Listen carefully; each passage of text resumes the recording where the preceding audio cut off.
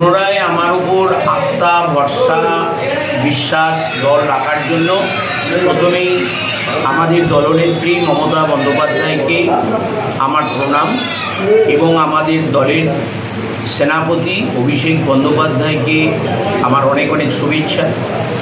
দায়িত্ব দিয়েছে, দায়িত্ব পালন করতে হবে। 2026-এ আমাদের বিধানসভা নির্বাচন। আরামবাগ জেলার মধ্যে 4টে বিধানসভা আমরা 21-এ পিছিয়ে গিয়েছিলাম। সেই জায়গায় আমাদের সকলের লক্ষ্য থাকবে ঐক্যবদ্ধভাবে যেভাবে আমরা লোকসভা নির্বাচন করেছি এবং পঞ্চায়েত নির্বাচন করেছি, একেবারে ঐক্যবদ্ধভাবে এই জায়গায় দলকে নিয়ে যে মানুষের আস্থা বিশ্বাস পুনরায় ফিরিয়ে এনে সবকটা বিধানসভায় আমাদের জেতা, এটাই লক্ষ্য। এবং আগামী দিনে যে কর্মসূচি সেটা যদি বলেন।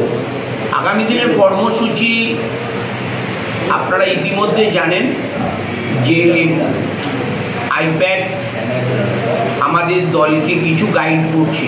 এটা প্রশান্ত কিশোরের আইপ্যাক নয়। সেই গাইডলাইন অনুযায়ী দল যা যা কর্মসূচি দেবে আরামবাগ জেলার সবকটা কর্মসূচি অত্যন্ত সুন্দরভাবে হবে এবং এই কর্মসূচি সবই হবে মানুষকে সাথে নিয়ে, মানুষকে পাশে নিয়ে। কারণ মমতা বন্দ্যোপাধ্যায়ের এ পর্যন্ত যত প্রকল্প সব কিন্তু মানুষের উন্নয়নের জন্য। সুতরাং এই উন্নয়নকে সামনে রেখেই আমরা বিধানসভা এই 4টে অবশ্যই জয়লাভ করে এখানে 6-এ 6 করব।